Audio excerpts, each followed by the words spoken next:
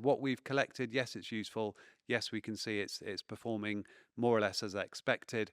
But we're going to continue learning into Brazil and hopefully get some clean laps, some good running with that update kit. Hello and welcome back to another Akkodis Race Debrief. My name's Jodie and joining us today we have Shov to answer your questions from the Mexico City Grand Prix. So Shov, we've been at a busy time in the calendar with 2 of the 3 races from the triple header completed. So how are the team feeling going into the 3rd race? Well, the triple headers are particularly busy because if you're doing all 3 of them, you're working almost for an entire month non-stop, so no days off. And then you look at the last 2 weekends we've had, unfortunately, a fair bit of crash damage. Now that puts a lot of work into the race garage, and we had a very late night in Mexico City trying to get George's car back together. It also puts a lot of work into the factory because we're trying to recover our spares situation, repair what we can, build up things that we can't. But looking forward to getting to Brazil, getting this one finished. There's then a couple of weeks where we can gather things back together, and then that final triple of the year. So diving into our first question that's been sent in, were the team able to get some useful data comparing the old spec that George was driving on to the upgrade spec of Lewis? Well, we've definitely got some useful data, and what we've seen from the update kit to date is it is delivering performance where we expect, certainly in terms of the loads that we're measuring and also the pressures that we're measuring on the aerodynamic surfaces. So that all seems fine. What we were hoping for that we didn't get to the full extent was a sort of clean run with both cars where they're in clear air, where we can see how they perform through the race. Now, Lewis was quick off the line. He got in front of George, but he was struggling with his balance in stint 1. We corrected that for stint 2, but then he had George ahead of him who'd had his front wing issue, that flap that had failed. So then the 2 cars spent an awful lot of the race in traffic, which does affect your analysis. But as I said, what we've collected, yes, it's useful. Yes, we can see it's performing more or less as expected. But we're going to continue learning into Brazil and hopefully get some clean laps, some good running with that update kit. And talking about George's front wing that had failed, do we know where and how he picked up that damage? Well, yeah, we had some rather convenient footage from the TV that showed exactly what happened. He was lining up for an overtaking manoeuvre. That caused him to have to run towards the middle of the track.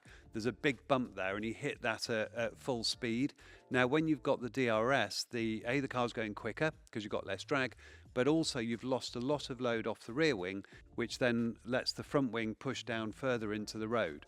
So the car's running extremely low. The bib had a big hit on that bump, and just the shock loading of that was enough to cause that flap to fail. Now, we need to make sure that doesn't happen. The car should be able to survive that, but it was quite an extreme case. And was the issue with George's front wing, was that a big problem for him? Well, we were quite lucky in that the flap didn't fall off. You know, sometimes you get that if you've crashed into someone. All that happened was it dropped down to its minimum position.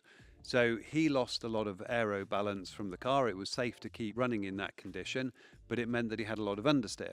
So he was then having to drive around that problem. Now, he did a really good job because early on, we weren't sure whether it was going to be something we were going to want to come in again, make another pit stop and change the wing, but it turned out he was able to minimize the lap time loss so we could then keep him out and just run to the finish. So next question, with our constructors' position pretty much set at this point, what do we plan to achieve over the next few races in order to set up a good baseline going into 2025? Well, it's certainly a good opportunity for us to do a bit more experimentation in the race weekends. The key thing for us is making sure we've done the important bits of learning ahead of the 2025 season.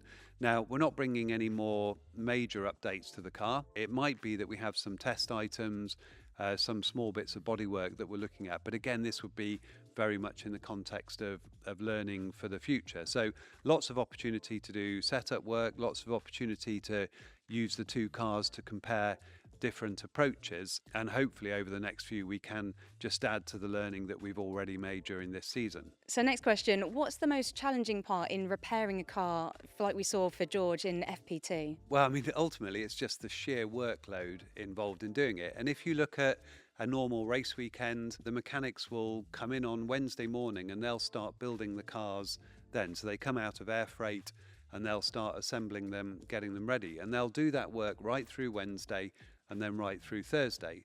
So ordinarily, it's a 2-day job. Now there's various checks that you'll put in there, and you're doing the scanning to make sure that the bodywork's all in the right place, but around 2 days work for a crew. Now here we had George had the accident in FP2, so the mechanics are starting work late on Friday afternoon, and they've got to have the car ready to roll Saturday morning. So we had to break the curfew. Now you're allowed 2 of those exceptions each year, and this was the final one. So that luxury doesn't remain with us for the rest of the season.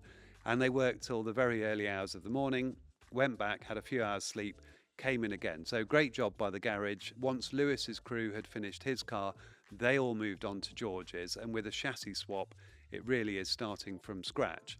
But for a lot of that, we had both crews working on it, which was how you're able to almost achieve the impossible of getting this car just built in a few hours overnight. So you mentioned they've used up both of their chances to break curfew. So what happens if they need to use that again? Well, if we needed to do it on another Friday night, the penalty is actually defined in the sporting regulations, and it's both cars start from the pit lane. So the reality is you would do everything to make sure you don't need to break that. And what that would probably mean in practice is that your car's not ready for FP3. So you come in when you can on Saturday morning, and then you just work as long as you can through FP3, hopefully to get the car ready for qualifying. But fingers crossed, we're not going to be in that situation. So next question, will George have the repaired upgrade in time for Brazil? Well, we're certainly hoping to achieve that. There's a lot of work going on here at the factory.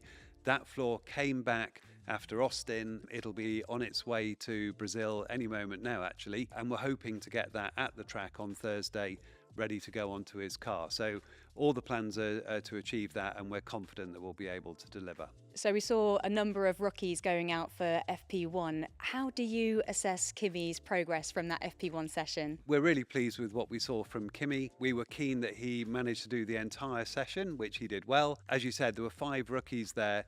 Kimi was the fastest amongst them, so that was good to see. Now, after the session, Kimi was probably a bit disappointed that he wasn't further up the timesheet. He'd certainly kept a lot in reserve on those low fuel laps, making sure that he kept the car on the track, didn't do any damage, because he knows the situation we're in terms of shortage of parts now. So I think he felt frustrated that he didn't go quicker. But from our side, very pleased with everything that we saw from him. At the moment, he's also spending the race weekends with the team. So he's understanding the flow of the sessions, the flow of the meetings, how you actually approach a Formula One race weekend, which is great.